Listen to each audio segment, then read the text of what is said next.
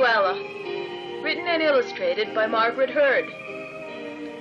This week's episode, The Marigold-Tree.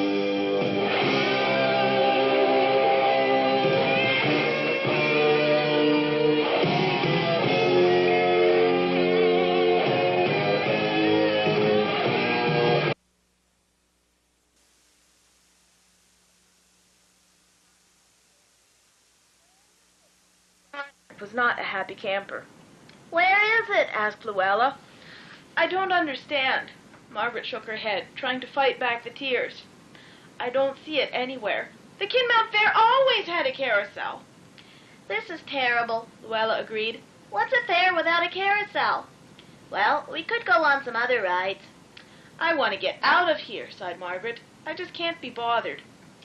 "Let's try to make the best of it," said Louella, as they looked around at various exhibits, but Margaret was too depressed to enjoy anything.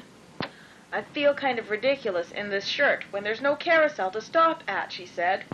Both of them were wearing T-shirts Margaret had decorated herself, with pictures of Louella and Rapid T. Rabbit on colorful painted ponies, with the words, "This shirt stops at all carousels." "Maybe I'm just overreacting as usual," said Margaret, "but I feel sick. I just feel absolutely sick. I'm disgusted.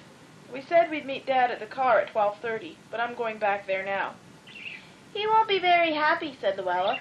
"After all, we just got here. But I'll look for him while you wait. I understand how hard it is to have fun when your day's been ruined by something like this." Margaret and Louella were almost home at her parents' place when an orange car stopped right in front of their house. A man got out of the car and threw something out into the field across the road. Late that night, Louella woke up Margaret. "I couldn't sleep," she said.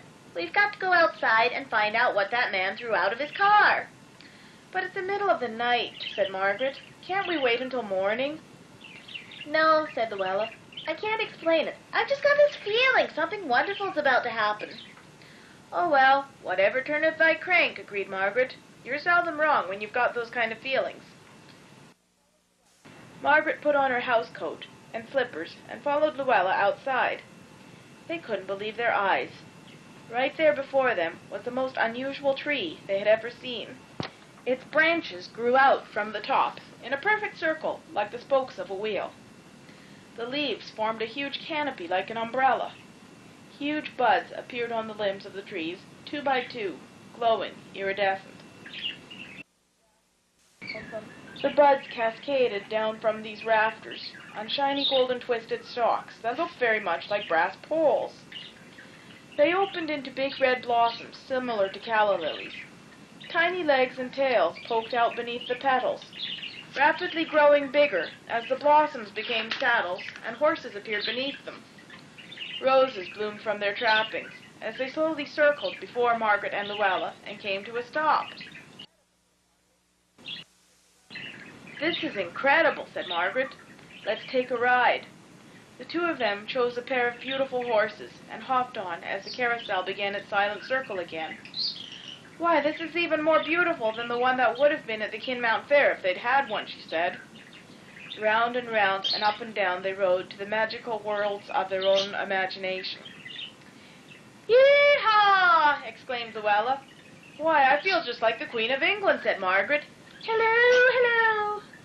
The two of them laughed and rode until the wee hours of the morning, delighted with their own secret carousel that had magically grown from a tree just for them. The next morning, Louella woke up Margaret. "Let's go back to our carousel for another ride," she exclaimed. "What carousel?" said Margaret. "I thought I was only dreaming, but it was so real." "It couldn't have been a dream," said Louella. "We were both there." "Yes," said Margaret. "That tree turned into a carousel right before our eyes. But things like that don't happen in real life." "It happened to us," insisted Louella. "Quick, let's get dressed and we'll go out for another ride."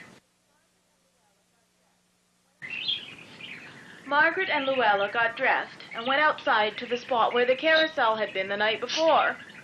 "It's gone!" gasped Louella. "Hey, wait a minute. What's this?"